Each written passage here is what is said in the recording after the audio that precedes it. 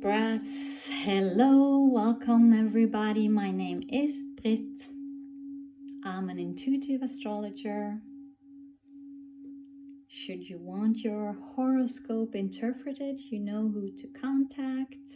Let's talk about this magnificent, magnetic, very sensitive and emotional full moon in Pisces happening on the 17th and the 18th of September. Not only is it a full moon, it's also a super full moon, meaning the moon is closer to Earth, and it's a partial lunar eclipse, amping up the energies and really making us feel what we feel that we're feeling.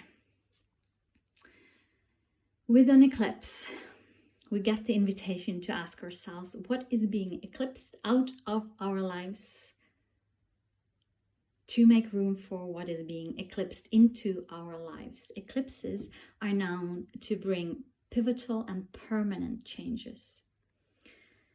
And what happens during the eclipse happens for your soul's journey, not necessarily comfortable for your ego's plan.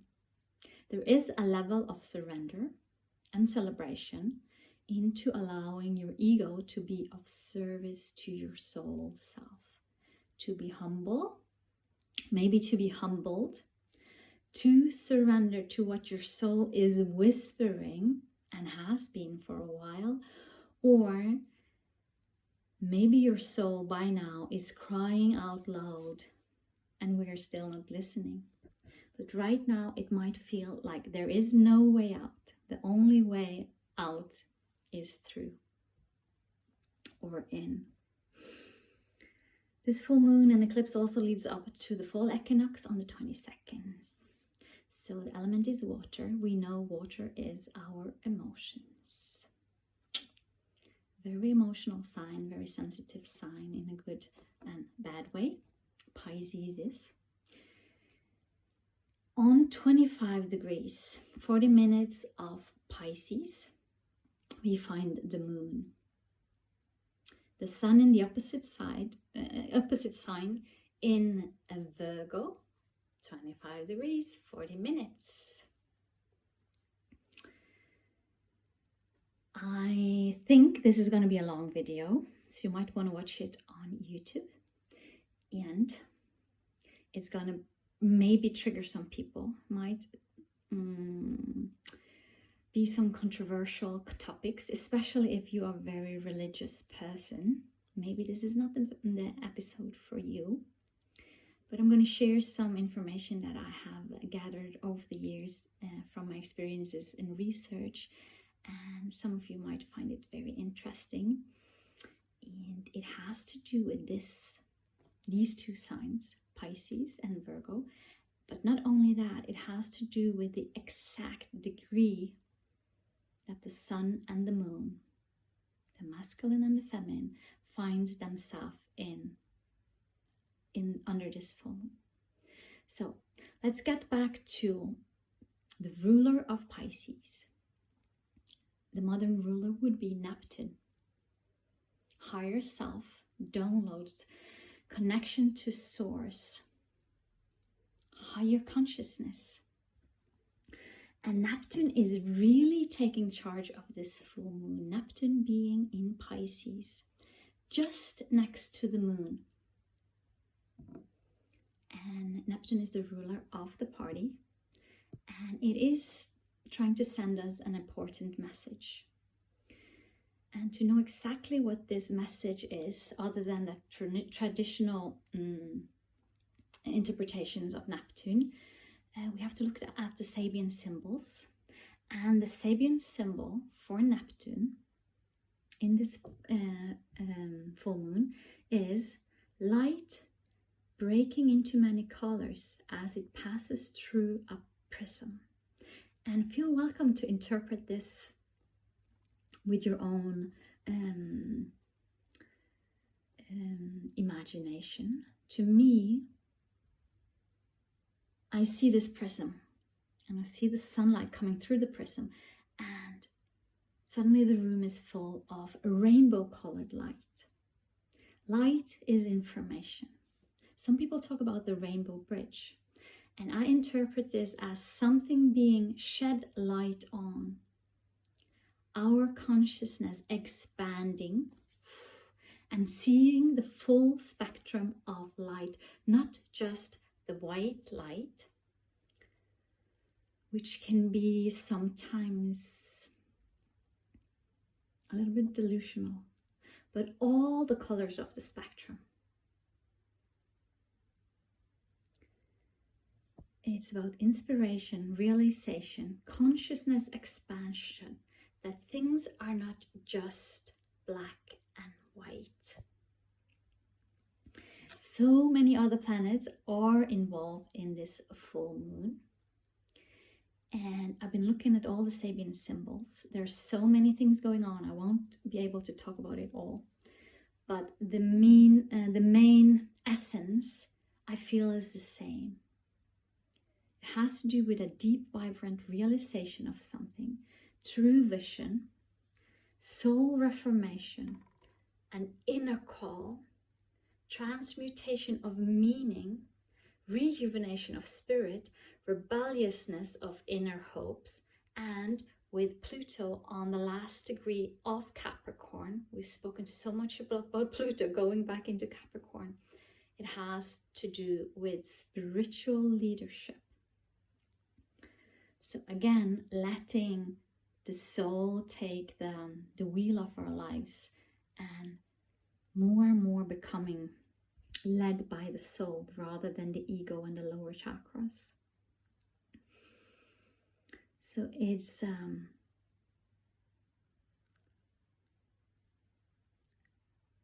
material values slowly and gradually changing into something more spiritual.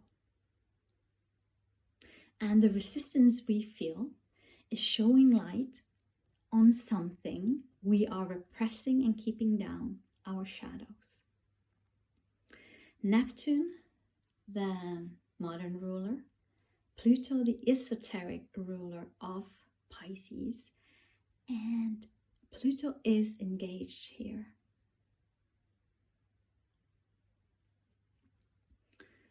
So there is a grand trine making a kite formation. I won't go into the details of that. I don't want to get too technical. But Pluto in Capricorn is about taking spiritual leadership of our lives, to put the soul in the driver's seat, and the ego is humbled in the back seat, or making sure if the ego is the driver of the bus itself is the soul giving commands to the ego where to drive the bus. Neptune in Pisces, it's the waters in our bodies, and it has to do with our blood, the immune system. Pisces are the feet, so you might experience some strangeness in your feet, both with Saturn in Pisces also for a while. We may have some issues here. And the sun in Virgo is about healing, purifying, detoxing, and our gut. There has been so many floodings and leakage of water with Saturn in Pisces. And this will continue. Water, emotions, toxicity in water, flooding, and this supermoon puts light on all this. Maybe some toxic emotions. With Virgo, gut healing, creativity, music and dance. Pisces is dance and music. Meditation, Pisces. Spirituality, Pisces. To see everything in a spiritual context. See yourself as a spiritual being. Dreams, Pisces. Sense of connection to source, to oneness, to bliss, to magic, to your unique essence. We have Mars in Cancer. Mars is not doing very well in Cancer. Cancer is the home and the family, and Mars likes to be out there on the fields. So we might experience some aggression or anger in the home environment, in the family. But there could also be like a protective instinct for our home and family and country and body. And it can also be a passion for our home and family and house. Maybe bringing back this focus to the most important part of your life, which is your home and your family. So there's a very positive aspect going on with Pluto, with the trine, Sun, Uranus and Pluto, and there's also a communication with the galactic center, which brings in universal wisdom. So the Sun and the Moon on 25 degrees of Virgo and Pisces. This summer I was given information. Those of you who follow me for a while, you know, like I'm obsessed with this Mary Magdalene and Yeshua story. And for years I've been painting Mary Magdalene. Last summer I went to France on a Mary Magdalene journey, and it's really an inner journey, but at the same time there was so much information given. And I want to share some of this with you today because of the degree that the Sun and the Moon is on. So we can connect Virgo to the Virgin, Mother Mary, but it's also the divine feminine aspect of us all. It's connected to Mary Magdalene, the White Bride, the sacred, the non-toxic, the cleansed part of us. Something is purified in Virgo. And then you have Pisces connected to Yeshua, Jesus. We heard about the Piscean age. We're going out of the Piscean age, most astrologers say, and into the Aquarian age. And Piscean age being connected to all types of religions. So this specific degree of Pisces in Virgo, if you have this in your chart, if you have it elevated in your chart, it might mean that you're very, very connected to Yeshua and the Mary Magdalene story. I got this information from a galactic astrologer called Lavender. It was given to me this summer. I don't know how it happened, but it was as we were under influence of the Sirius B connection. It must have been in July, I think. And she was interviewed by Greg Prescott and Kendra Gilbert. I have no idea how I found this channel, but I'll first share with you the story of Mary Magdalene and Yeshua. So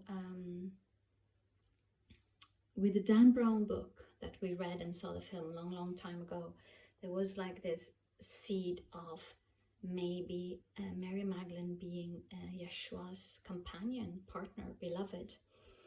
And even that there is a bloodline after them, that they had children. And during my travels in France last summer, there was this energy in France of a secret being kept, because it's said that Mary Magdalene escaped to France after Yeshua's crucifixion. Some even suggest that Yeshua never died, that the crucifixion was a crucifixion, so that they went there together and lived their lives there in, I believe it's Rennes le Château in the middle of France, south of France, and that they stayed there and kept doing their teachings being the way of love, the way of the heart. I'm not saying that this is the truth. the more I research, the more I know I don't know anything.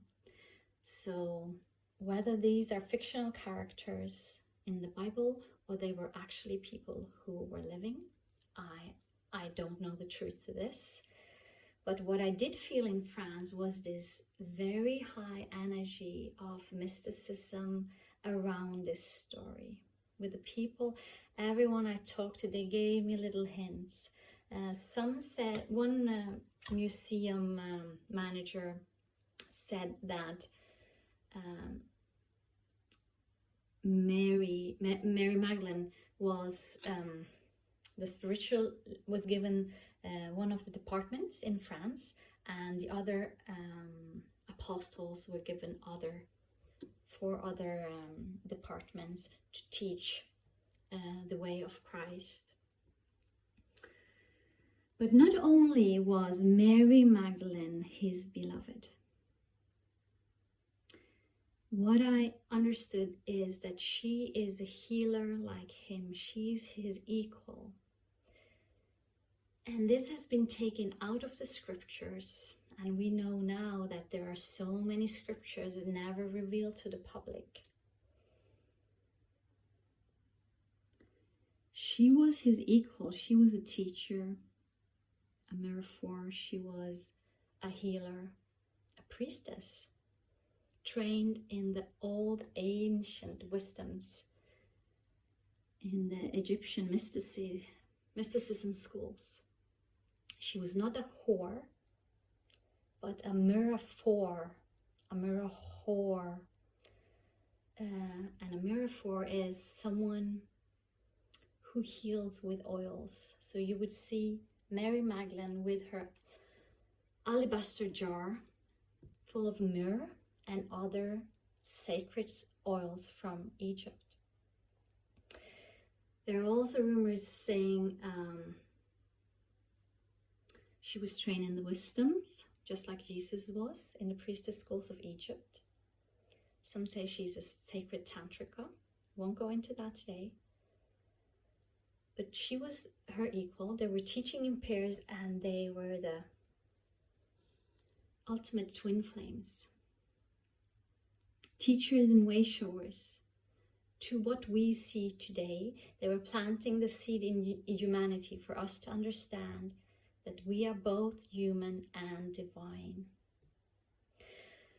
Apart from that there is a bloodline after them. Their daughter Sarah, but maybe also several children. And as I said, we don't know if they were actual people. But some do believe that he and she were here to see the first seeds of Christ's consciousness.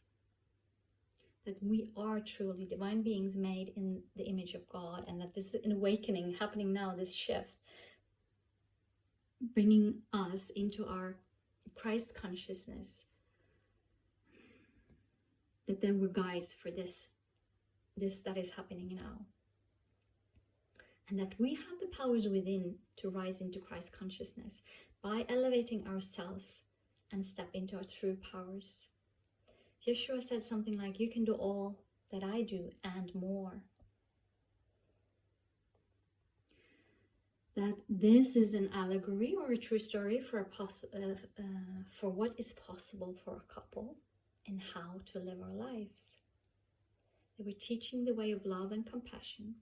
It's connected to the Essene teaching and the Qatars in France. I visited the Qatar castle in France as well.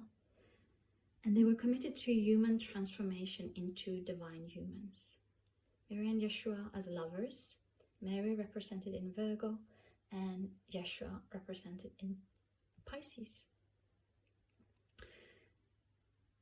They were saying, we are here to mirror and show you what's already in you.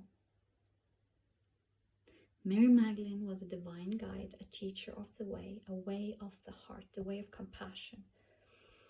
And Virgo is, at its best, practical embodiment of these higher level ideas through Virgo, it happens through practical spirituality, grounded spirituality, embodied spirituality, bringing spirituality into our everyday lives. So whether these were actual humans or this is just a story to guide us on the way, she was called an anointer. She anointed Yeshua. She anointed with her sacred oils, and Christ means the anointed one.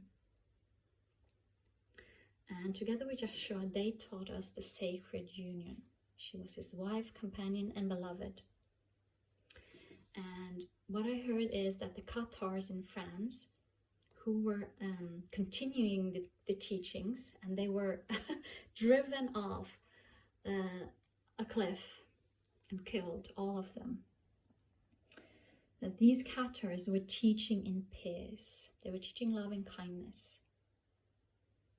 And that it's not the story of Jesus that is important. It is the teachings of Jesus that is important.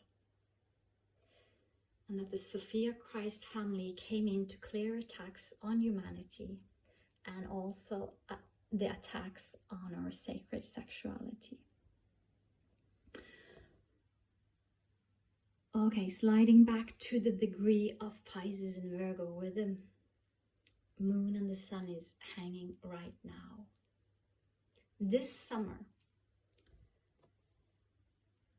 like I said, I was given this interview about Lavender, the astrologer Lavender. She's an old woman.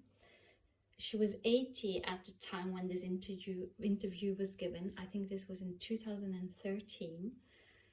And she said that, because I had been wondering about this, if there is a bloodline, is this possible to see in astrology? And when you ask questions, you get answers. Ask and you will get, right? And so this video came to me, I don't remember how now, and then like she was talking about specific points in your astrology, specific degrees of signs that were more like superpowers, points. And then I sent this video to a friend. She didn't even hear what I was hearing, because the eyes to see and the ears to hear, right? There was like maybe 3-4 minutes where Lavender was telling us that she had found proof of how to see, how to spot if you are in the blood line of Mary Magdalene and Yeshua, and you can see it in your astrology. And one of these points, and it was connected to Pisces and Virgo axis, and one of these points is where this full moon is happening right now, 25 degrees of Pisces and Virgo.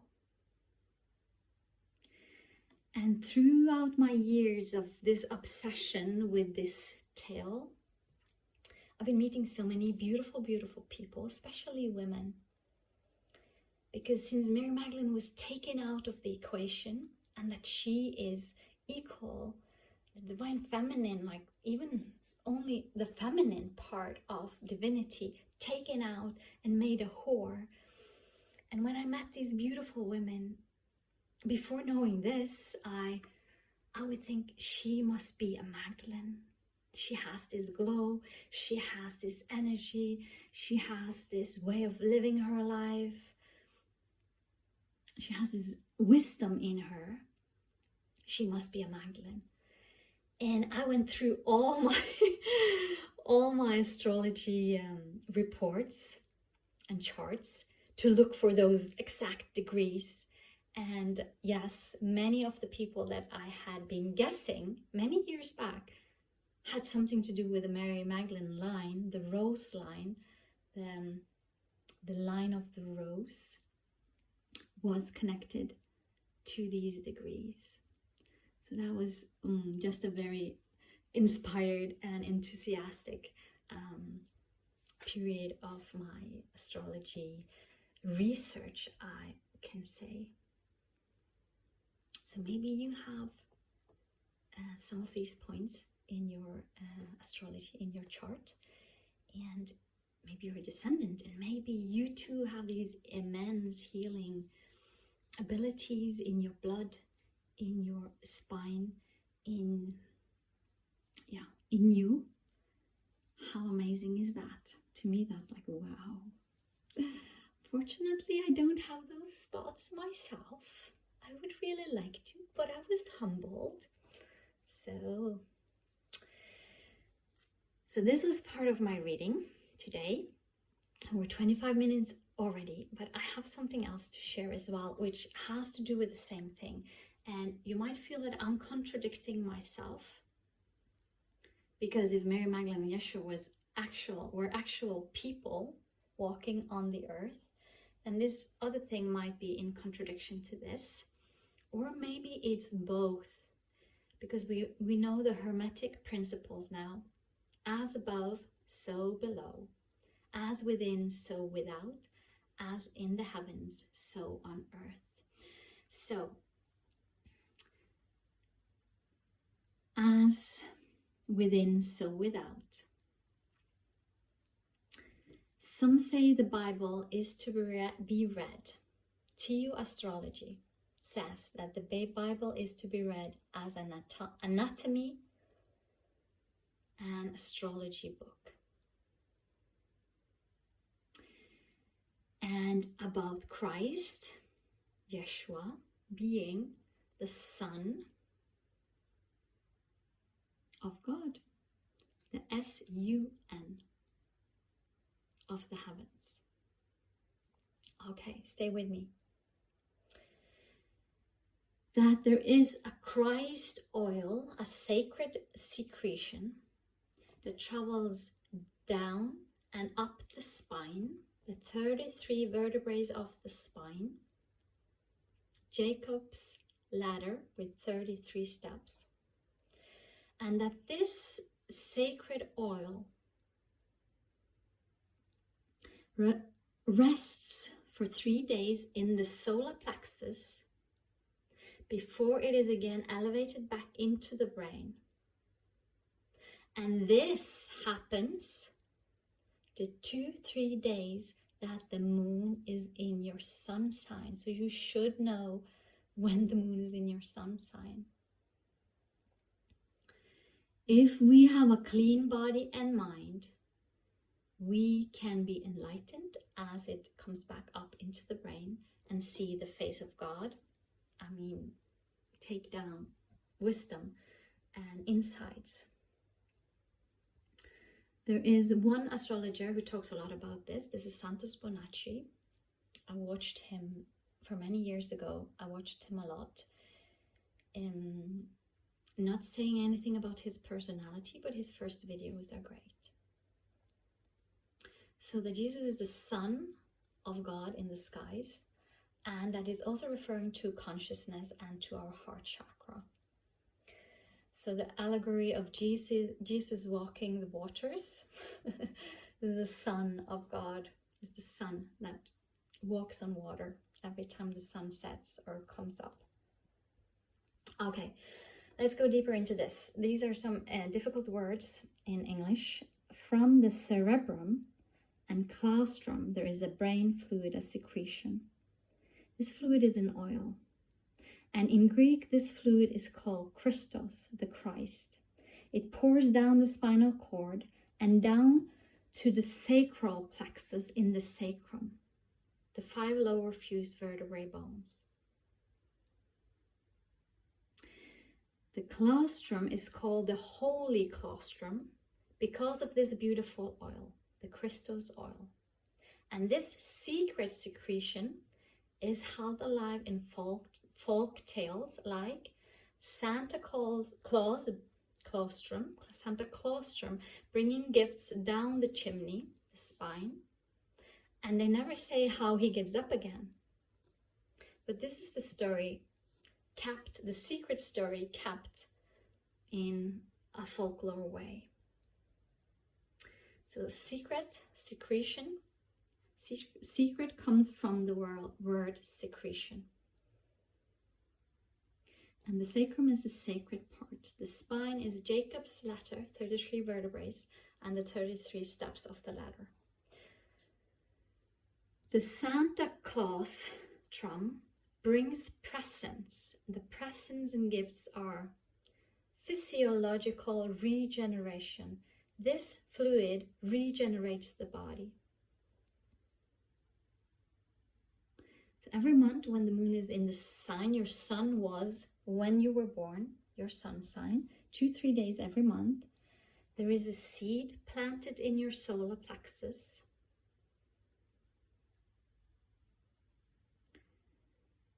And that seed is the oil, the Christ that is born in Bethlehem, the house of bread, because the solar plexus is known as Bethlehem, where the Christ is born. And that the seed, the oil, needs to return to where it came from, the pineal gland, the midbrain. And the vibration, the frequency of the oil and the power of the oil increases as it ascends. Personal story.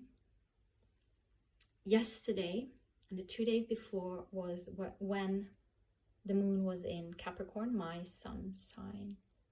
For years, I've suffered from this excruciating pain in my solar plexus. If you've lived with me, my daughters know this, my close friends know this.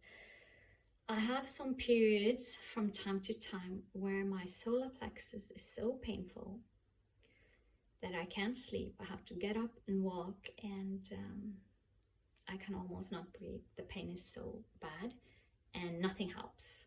Maybe hot water in a bottle will help me, and my vitamin drinks.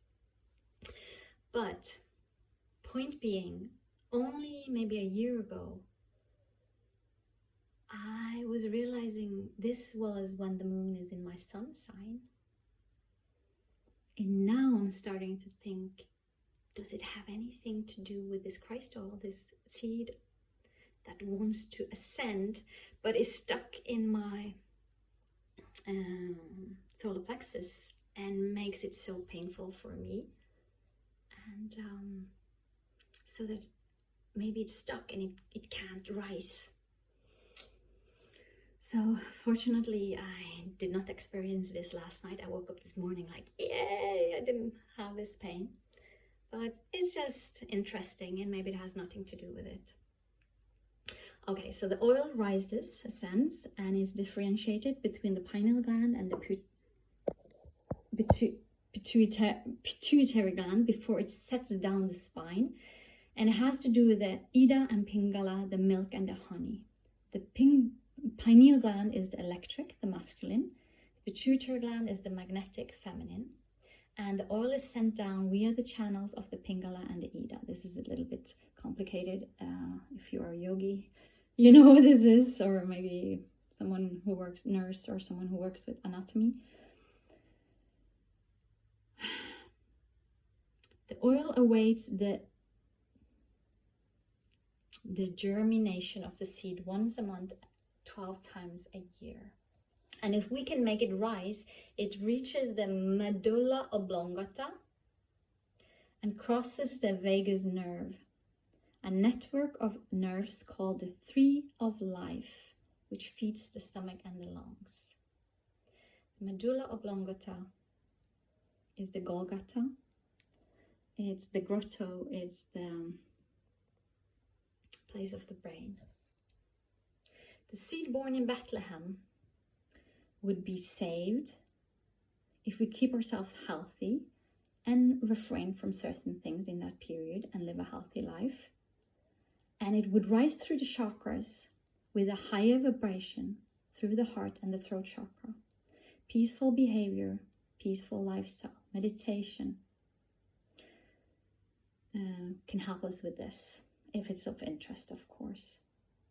It crosses the vagus nerve, and the Christ is crucified when it crosses the vagus nerves. And Jesus died at the cross, 33 years of age. Could it be an allegory for this thing that is happening in our vagus nerve? And when it does, its power is magnified 1,000 times. This precious oil descending from the brain, they knew it would ascend. It's been kept another secret from us. And that the enlightened portion of mankind, those who seek their soul path, would have this oil to ascend and cause it to illuminate thousands of dormant brain cells. And we know we're not using our brain cells. We don't have access to all our capacity of the brain, but maybe this would put on some light bulbs, light in the lamp. Aladdin, the story about Aladdin is the same. You have to go into the grotto to find the lamp, and you have to clean it, Virgo, purify it for the for the phantom to come out and get your wishes fulfilled, right? So when the oil reaches the highest point in the brain, in the middle of the head, it remains in a condition called dead for 2.5 days, and then it reaches the pineal gland. It illuminates the optic thalamus and the pineal gland. The optic thalamus was unknown to the Egyptians and the Greeks. The light of the world. So things that destroy this oil would be overeating, sex at the wrong time, alcohol. And leading this lifestyle would be called eating from the tree of life, the nerve system, leading to death and aging. The ancient knew that when this oil was depleted and empty after wrongful living, the physical body would die little by little from using up all the oil. The oil is also known as the manna from heaven. Heaven means heaved up, elevated. The crown is heaven. The Garden of Eden is upstairs. The land of milk and honey is upstairs. The pineal gland produces the honey, which has DMT in it, and the pituitary gland secretes the milk. So the sacred secretion is the secret of this oil and how to rise it. And it opens up to the higher mind and the higher consciousness and wisdom. As above, so below. A secret for physical regeneration to keep us young and healthy and sexy and live longer by keeping the seas. We know that Sarah, she gave birth when she was 93, was it? And that the Egyptians thought these teachings and the pyramids are connected and involved. And so this is to get out of your bottom chakras where greed, safety, power, and sexuality ranges. And it's telling us something, the kingdom of God is within. So like Jesus said, know thyself. Okay, that was a lot. Back to the story of Jesus and Mary Magdalene. It teaches us that the spiritual, at the personal level, recognizing the love of Jesus and Mary Magdalene teaches us that the spiritual path can be traveled through a love relationship. Recognizing the union of Jesus and Mary Magdalene emphasizes the way of love, which is the central message of Christ, and that the love between a man and a woman can be a very high form of spiritual practice in itself, as each sees the divine in others and serves sacred union and sacred sexuality as a pathway to the divine. the rose, the tower, the urn, the chalice, the mirror force, the rose line, Rosalind Chapel. They are all hinting about Mary Magdalene. In Rosalind Chapel in Scotland, there is this window painting, where Mary Magdalene is obviously pregnant together with her husband. Mary is a title meaning priestess. Magdalene is a title meaning great tower of strength or watchtower woman.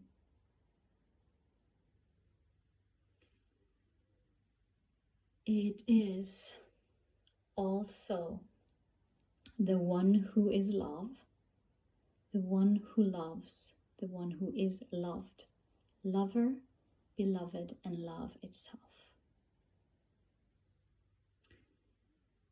So to birth the new earth, birthing of divine knowledge and physical birthing of divine humans.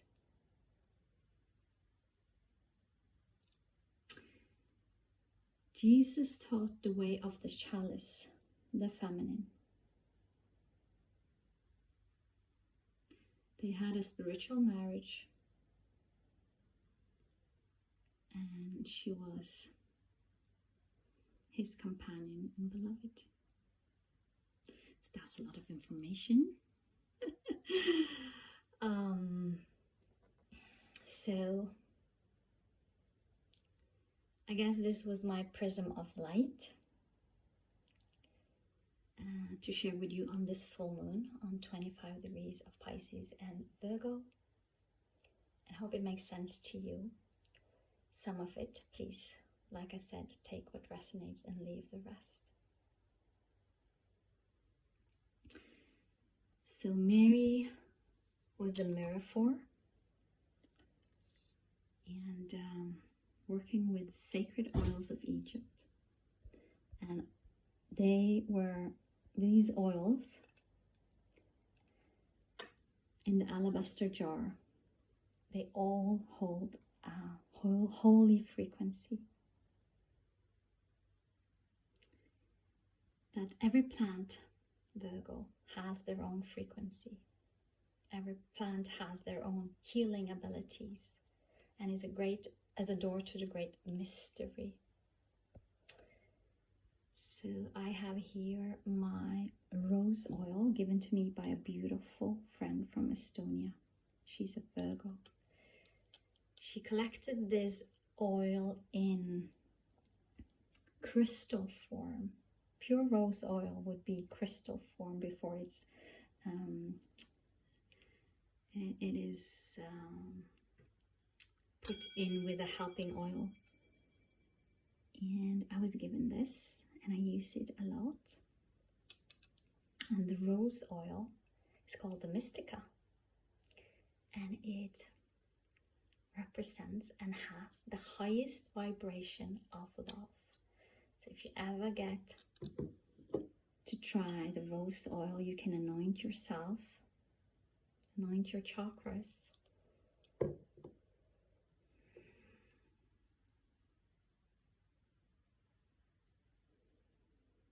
We need some on the heart, of course. Because self-anointing is a holy blessing of the body. So you should roll the bottle in your hands, smell the bottle, breathe in the bottle.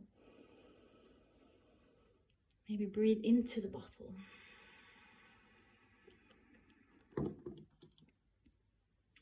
Awaken your hands by rubbing, putting the oil into your hands. These are the healing points of our hands. And then place it on the place of your body that needs a blessing and a healing.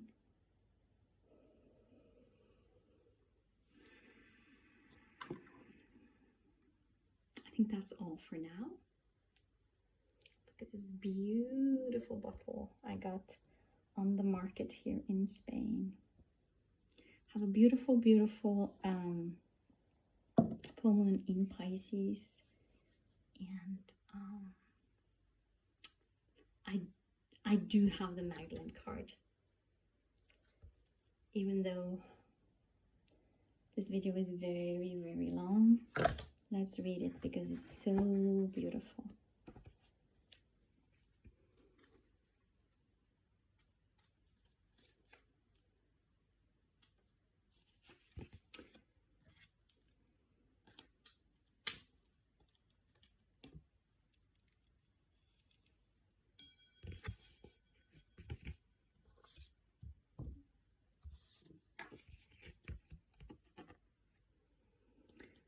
Go forth and be true to yourself. Dare to be different. Dare to make mistakes. Create, Pisces. Create, for it is in creation that you exist, in a world full of dreams, Pisces, that stems from your heart, Pisces, in oneness, love and hatred, wonder and awe, softness and pain, joy and light. In the stillness, the unknown awaits, a void wanting to be filled. Step into it with courage and strength, Leo, like a budding rose reaching for the light. Love will lead you to greener pastures. Keep your pockets full of dreams. For life is but a test of faith. Allow your light to shine. There is no beginning or end. There is only love. May you be safe and protected. May you be peaceful. May you be filled with love. Bye for now.